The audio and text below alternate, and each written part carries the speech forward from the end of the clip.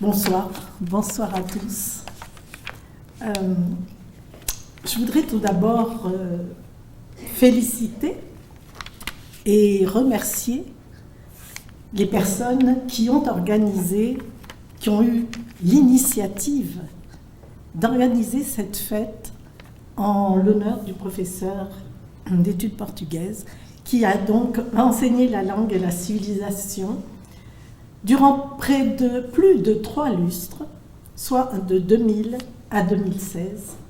Plusieurs facteurs d'importance allaient pousser la direction de l'UDM à avoir un autre regard sur les études portugaises, comme la reconnaissance de la littérature portugaise dans le monde, couronnée par l'octroi du prix Nobel à José Saramago en 1998.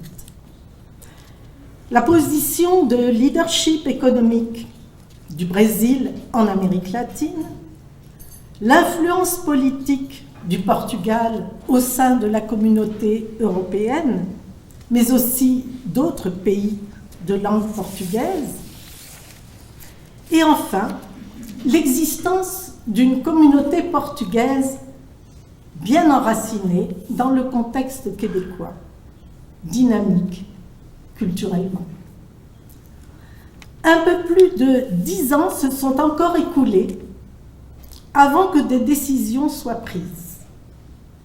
Et c'est en 1999, alors que j'étais la directrice du département de feu, le département de littérature et langue moderne, que j'ai rencontré pour la première fois Luís, alors lecteur de portugais à l'Institut Camões.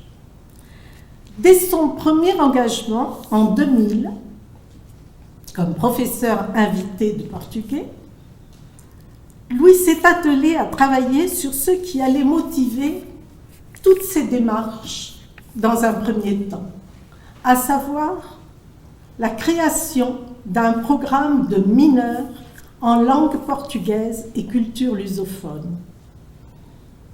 Grâce à l'harmonieuse collaboration avec la directrice de l'enseignement des langues et de cultures étrangères, Madame Angela Steinmetz, et avec le directeur des services de langue portugaise et d'échanges culturels de l'Institut Camões, Monsieur Francisco Nuno Ramos, nous avons pu mener à bien les négociations avec la direction de la FAS et mettre rapidement sur pied des protocoles d'entente visant la promotion de l'enseignement de la langue et de la culture portugaise.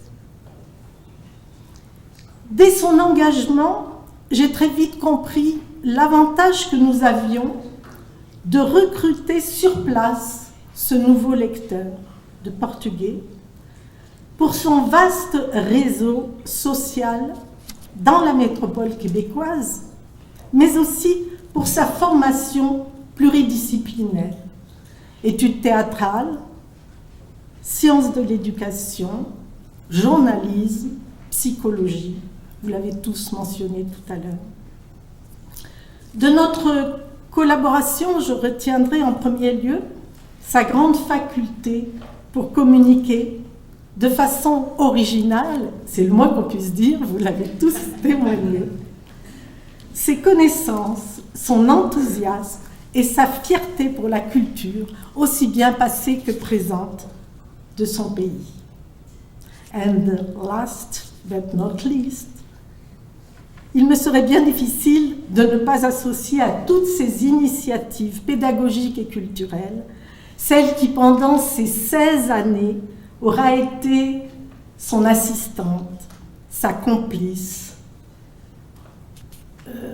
son alter ego, l'animatrice de ses ateliers. Je veux parler bien sûr de Vitalia, sa compagne, son épouse. Merci Vitalia pour ta patience et ton enthousiasme.